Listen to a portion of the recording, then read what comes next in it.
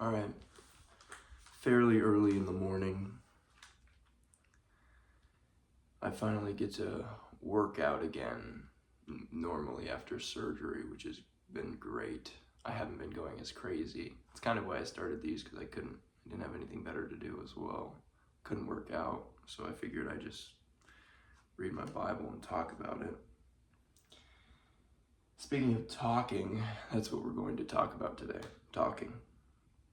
In Ecclesiastes chapter 5, do not be quick with your mouth, do not be hasty in your heart to utter anything before God.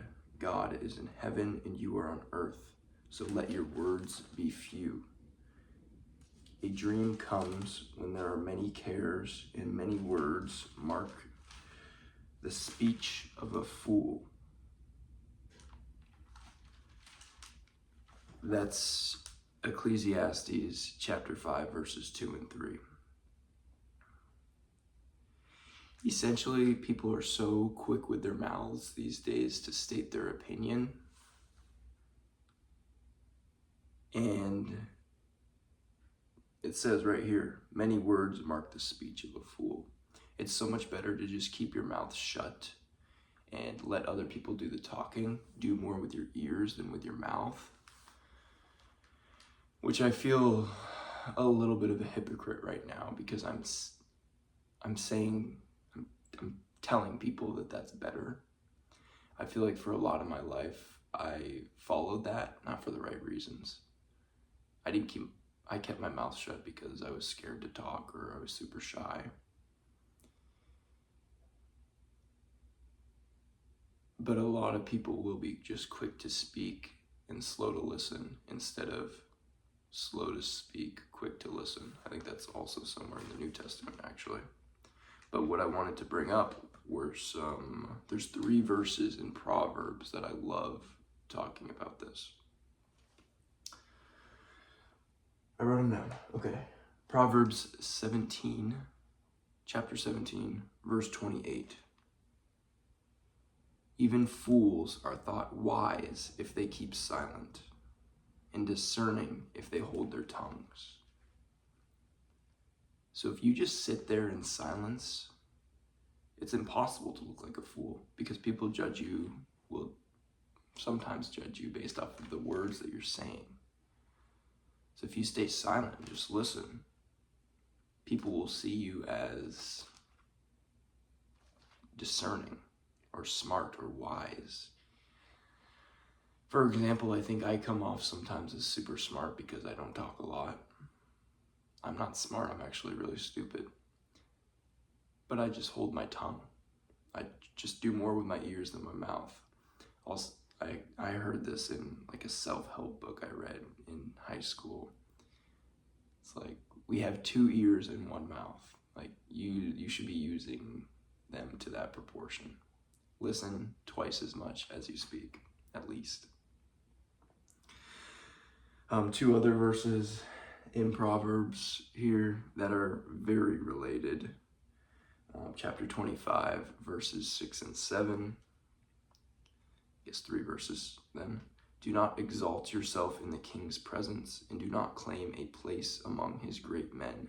It is better for him to say to you, come up here, than for him to humiliate you before his nobles. What's really interesting is this hits human psychology like the nail right on the head. Think back to high school or any sort of setting that is just, I don't even know how to describe it. I'll just say worldly to speak Christianese. Any kind of worldly setting where you're in a group of people. There's usually people that have a higher social status. And if you go up to them or like try to hang out with them, sometimes like high school bullies, they're gonna make fun of you. But if you don't force those relationships and you get the invite from them, not saying that you should do this, but you get the invite from them to hang out with them, it's better for that to happen, for them to say, come hang out with us, than you to like force your place among them. I feel like that was a terrible example because you shouldn't hang out with high school bullies, but the psychology of it makes sense, and I think we've all experienced something like that. And then, so that is definitely related to talking and keeping our mouth shut, because if you're just quiet, keep your mouth shut, people are going to be attracted to you. You're going to gain this, I hate saying this word because this is, but you're going to gain just this energy. We'll call it a presence. I think that's more of an appropriate Christian word. You're going to gain this presence that people want to be around. If you're not talking a lot, you're not always stating your opinion, only speak when necessary, that's attractive to a lot of people. And of course, I'm talking for 6 minutes right now. But I've been thinking these things for 10 years, so.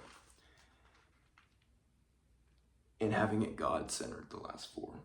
All right, last verse, Proverbs 27, verse 2. Let someone else praise you and not your own mouth, an outsider, not your own lips. If you're doing good things, you don't need to tell everybody. I promise you, and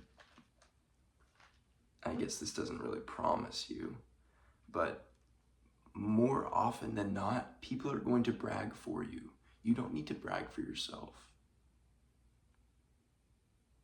As hard as it is sometimes when you want somebody to know something, they'll eventually find out. Let them find out through someone else. It builds your character up so much more. Some examples with, sometimes I want to share some things that I've done in CrossFit with people around me that don't know in my current gym.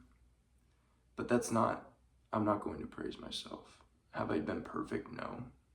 I've said some things. And I haven't done anything crazy with CrossFit, but eventually, like for example, if someone were to come that did know me and hasn't known the things that I've done, maybe they'll mention that. Like, oh, Kyle never said anything about that. That's crazy. It's a Christ-like trait to be humble like that. Keep our mouths shut. Let other people brag for you, because they will.